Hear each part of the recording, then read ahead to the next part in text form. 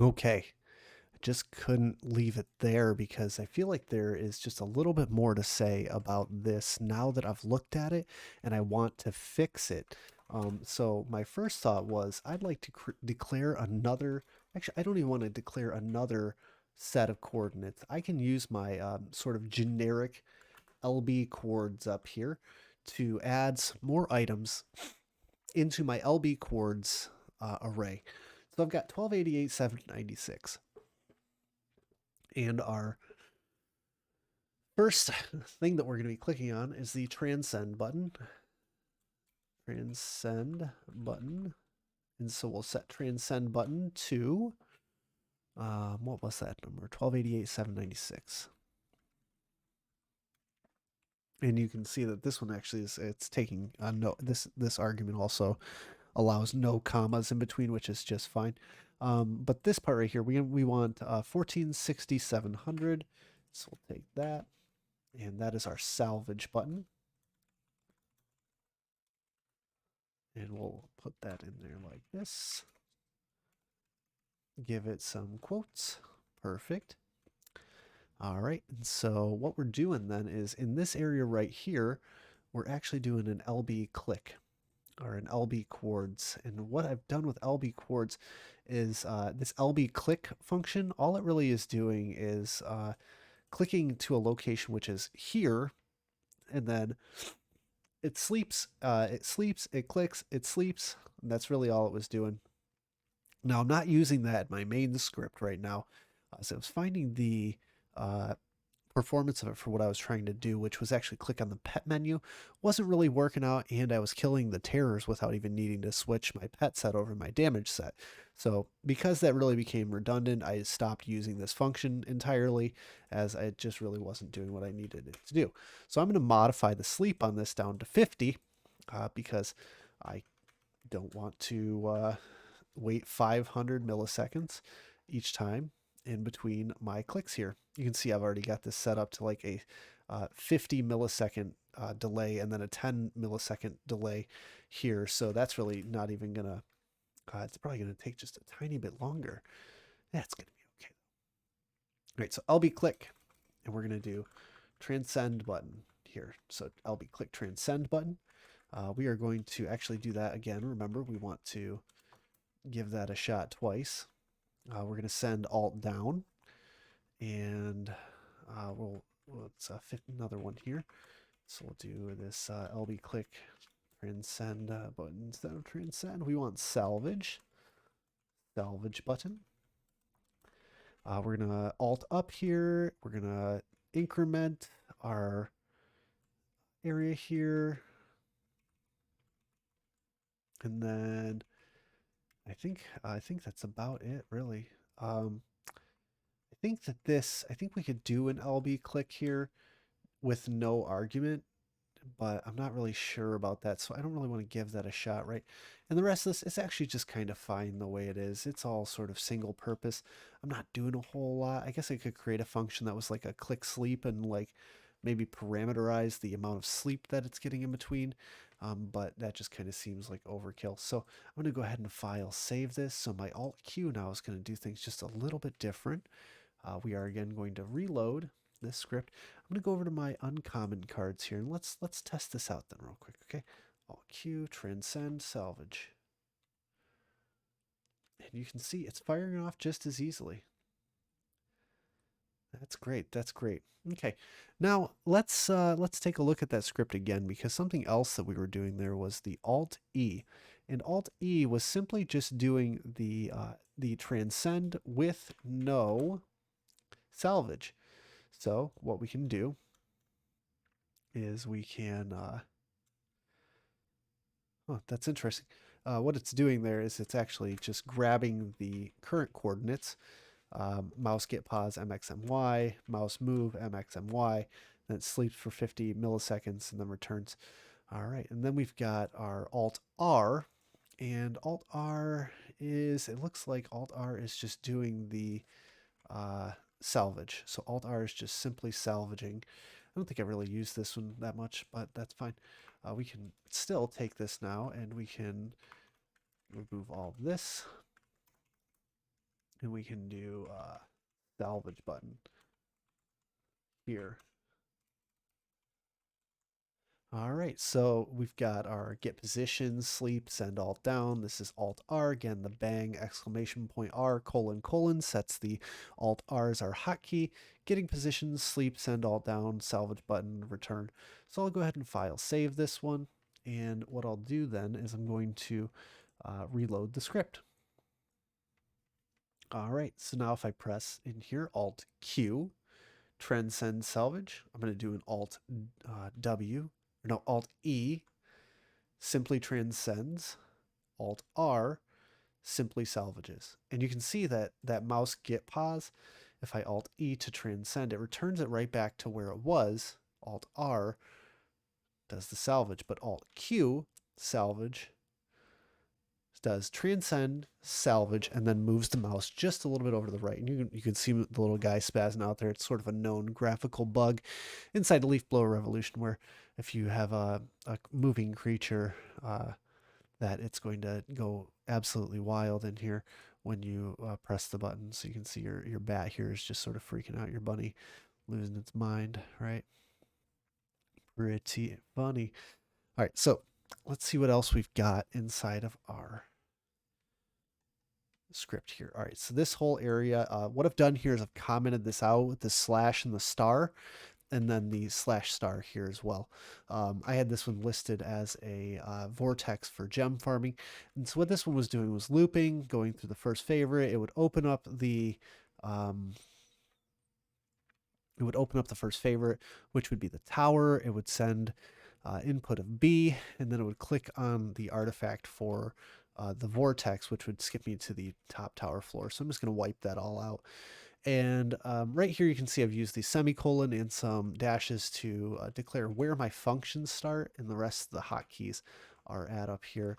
I guess what I could do real quick is say, we could do a semicolon, declaring arrays, 1, 2, 3, 4.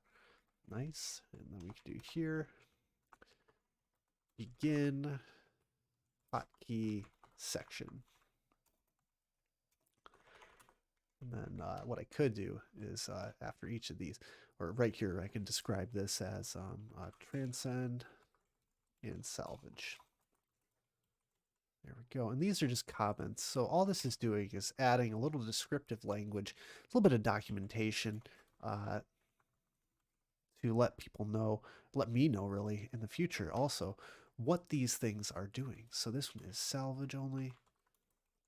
And this is another nice thing about these comments and about the way that these functions work now is that before it might not have been apparent what this was intended to do, but now you can look at this and see this LB click function and see that it says salvage button.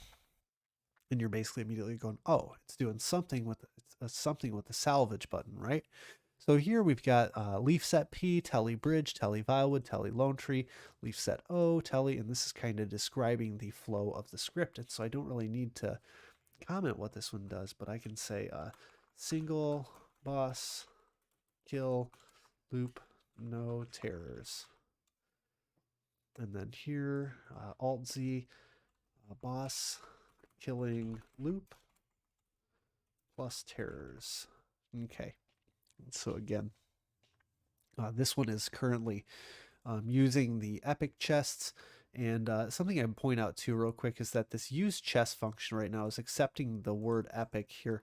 And the reason that I have that set is that epic chests inside of the game are at a particular location where I'd click here on epic chest to click, but I can also sort this out to legendary chest if I had some legendary chests. I always let the game run for a long time where I basically depleted my supply of legendary chests.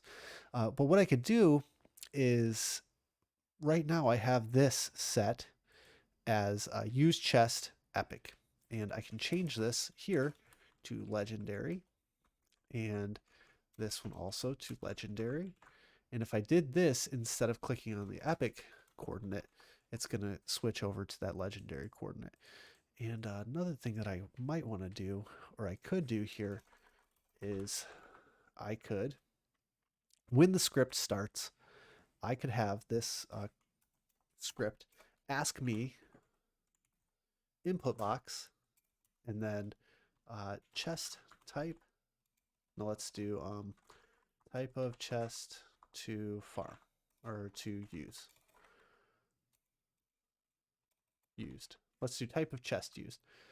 Input box type of chest used. Okay, so what this is going to do is it's going to request when it starts the script what I want to enter as the type of chest used. And what I'll do right after this is I'm going to click, and we're going to create a message box too, just to illustrate what this is. And so we'll use the percent there, type of chest used dot is the chest type. All right, and then in here, what I can do is I can switch this from that to, actually, let's just do, we'll do use chest, type of chest used. File save. All right, I think that should give it to us. Oh, it's telling me I need to purchase Sublime. All right, so if that's, if what I'm thinking is correct here, once I file save, and we can reload. And what I've got now is this bosskiller.ahk window here pops up. It's going to ask me which type of chest I'd like to use. I'm going to click inside of this screen so that it's ready to click the epic chest. I'm going to click epic, or I'm going to type epic with a capital E here. Click OK. It's going to say in a small message box here, epic is the chest type. I'm going to hit OK on that, and it's going to actually say using chest here, and it's not even going to fire. So I think what's happened is that because the chest window was already open, it didn't pass it, and also it's getting a null pointer there. All right, so, well, live, learn, try again. And so I think what we're going to do then is we're going to use chest, and we're going to pass type of chest used just as a string here. Let's try that. We'll save it. We're going to reload that. Again, going to type epic. It's going to say epic is the chest type. We're going to hit OK. It's going to hit O. And yeah, yet again, it's not really firing off here. So the question is really, what's going on? Why is it not quite passing that through? Okay, so I've done a couple of things here to try and troubleshoot this, and I'll try and just go over them real quick, just to give you an idea. First of all, I'm pretty sure that I needed to have my declaration of the global on this variable. I needed to also move this after I declared my arrays so that the script can know where my chest type array is, and that I can say, this message box, I think when they do this message box in the input box, that it's actually causing this a bit of trouble, because it's going from this to quickly trying to run into this used chest type of chest used, and it just doesn't seem to fire off in the same way that I would expect it to. So what I've wired this to is to grab my input box, this type of chest used. It's going to message box us the type of chest. It's going to try and hit the function. You'll see it likely fail here. But then as I pressed Alt-1, I can use the chest and pass that type of chest used over to this. And you can see here this little tooltip saying using epic chest right now. So I'm just going to reload the script. And here you can see epic. We type that in. I get this message that says epic is the chest type. I'm going to hit enter for OK. Oh, actually it fired off just fine there. Okay, and so it fires off and it uses the epic chest there.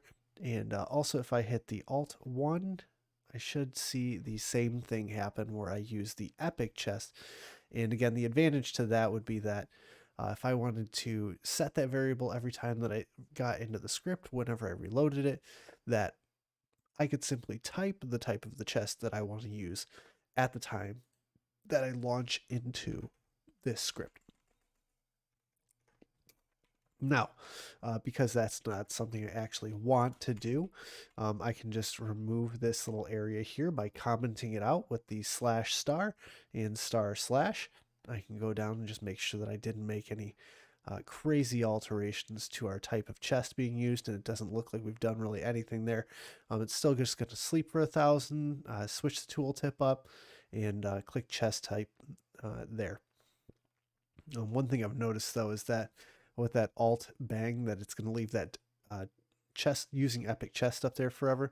And one way to do clear that is you can just simply send the tooltip command with nothing after it. So if I wanted to, I can press tooltip here, and that's just going to completely clear out that tooltip at the end of this one. But since this is a part of my function script that's going to continuously loop, I'm actually going to leave that in. So when I use my epic chests here, that it's going to do that and leave that up until it switches it over to let me know that it's running the seed bag function. All right, well, I hope that this was useful to you, that you learned something about how to automate your favorite games. If there is some sort of game that you'd like to see me talk a little bit more about automating, or that you would like to hear a little bit more about how to use auto hotkey, please leave that in the comments. If you like this video, please take a moment to press that thumbs up and like it. And if you want to stay tuned for more, please feel free to subscribe. As always, I hope that you have a wonderful rest of your day. Thank you so much for watching. I really do appreciate anybody who takes the time to stop on by my channel and interact with these videos in any way.